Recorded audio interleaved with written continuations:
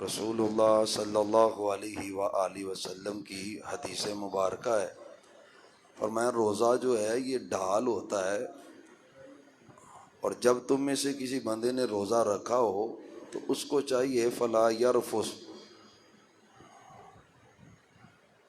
کہ وہ رفس نہ کرے۔ اور عربی میں رفس کہتے ہیں کسی عورت کی طرف رغبت کرنے کو۔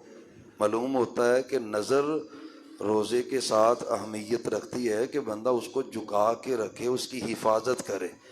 نظر کی آوارگی روزے کو ضائع کر دیتی ہے، یقین جانیے، کیونکہ بخاری کی حدیث ہے، آپ فرماتے ہیں العینانی تزنیانی، بندے کی آنکھیں بھی زنا کرتی ہیں، اور ان کا زنا یہ ہے کہ کسی غیر محرم عورت کو بندہ دیکھے، یہ ان کا زنا ہے۔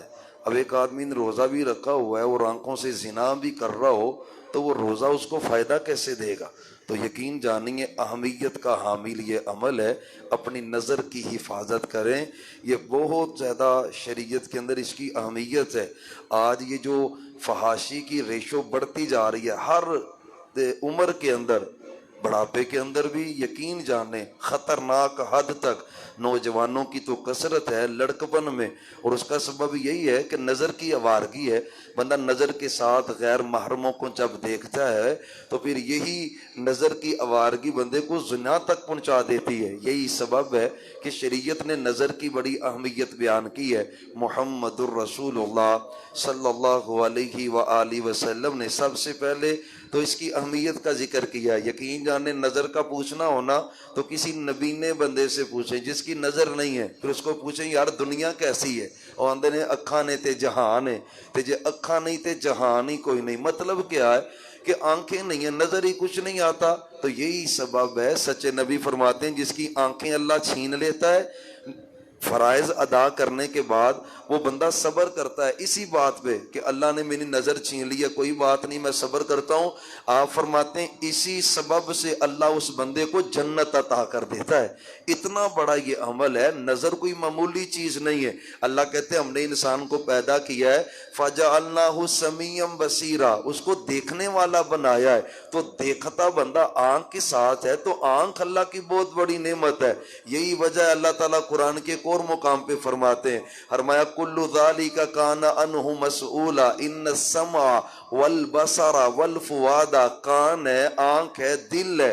اللہ کہتا ہے ہر ایک کے بارے میں نے سوال کرنا ہے قیامت کے دن کہ آنکھ کا استعمال کیسا کرتا رہا ہے۔ قیامت کے دن ایک بندہ اللہ کے پاس آئے گا، اسے کہ اللہ کو کہے گا یا اللہ میں تیرے کرامن کاتبین کی رپورٹ نہیں مانتا، فرشتوں نے صحیح نہیں لکھی میری رپورٹ، میں نہیں مانتا، انکار کر دے گا کرامن کاتبین کے لکھے ہوئے کا۔ اللہ کہتے ہیں کوئی بات نہیں، پھر اللہ نہ اس کے منہ کو سی دے گا قدرت سے، بول نہیں سکے گا۔ جب زبان بند ہوگی نا تو آنکھیں بولیں گی، آنکھیں بول کے کہیں گی اللہ یہ میرے ساتھ یہ حرام کاریاں کرتا رہا ہے، حرام کاریاں یہ کرتا رہا ہے، یہ دیکھتا رہا ہے، غیر محرموں کو، حرام چیزوں کو دیکھتا رہا ہے۔ اور بھائیو اللہ نے آنکھوں کے بارے میں بندے سے سوال کرنا ہے، اور خاص کر یہ روزوں کا مہینہ ہے، تربیت کا ہے۔ اپنی تربیت کریں، بیٹیوں والے ہو، بہنوں والے ہو، یار بیٹی بہن بندے کے گھر میں ہو تو آنکھ تو ویسے ہی حیا سے جھک جاتی ہے،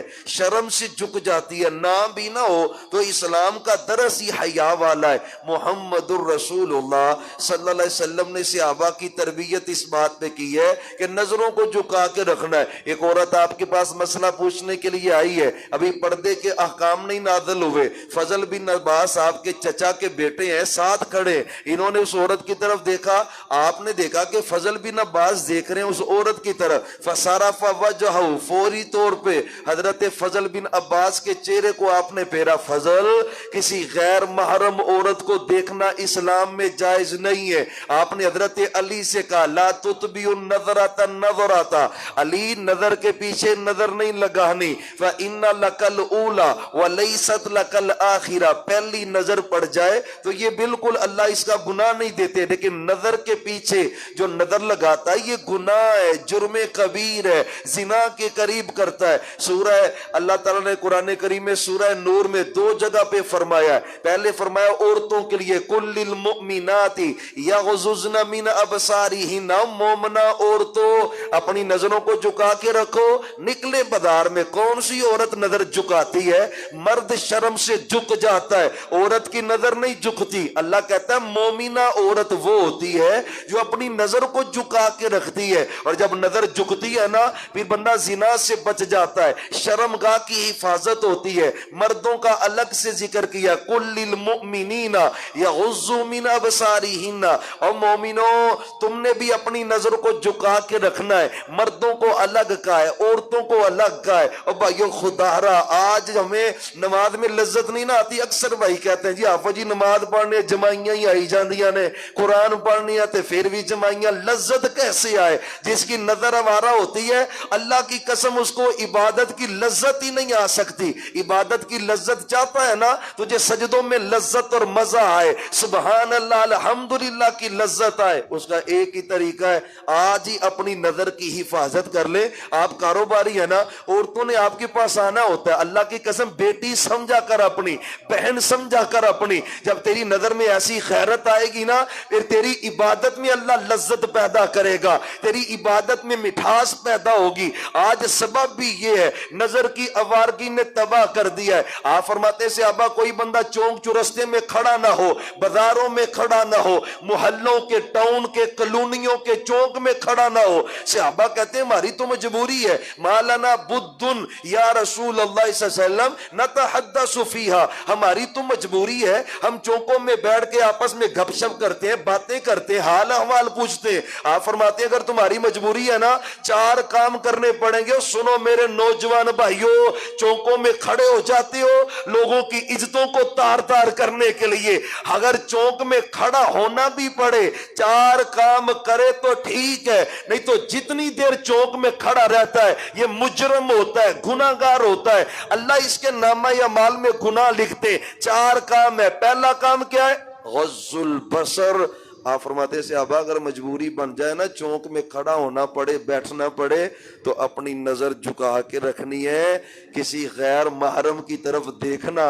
آج تو ظالم اور درندے کھڑے ہی اس لیے ہوتے ہیں کہ سکول کی چھٹی کا ٹائم ہے، کالج کی چھٹی کا ٹائم ہے، اکیڈمی کی چھٹی کا ٹائم ہے، لوگوں کی عزتوں کو تارتا۔ بھائیو غیرت کے جنازے نکل گئے، نظروں کی حفاظت کرے، اللہ جنت دے دیتا ہے جو نظروں کی حفاظت کرتا ہے، اللہ اپنی رحمتیں نازل کر دیتا ہے جو نظر کی حفاظت کرتا ہے۔ محمد الرسول اللہ صلی اللہ علیہ وسلم، بڑی حدیثیں ہیں، بڑے اس کے فضائل ہیں۔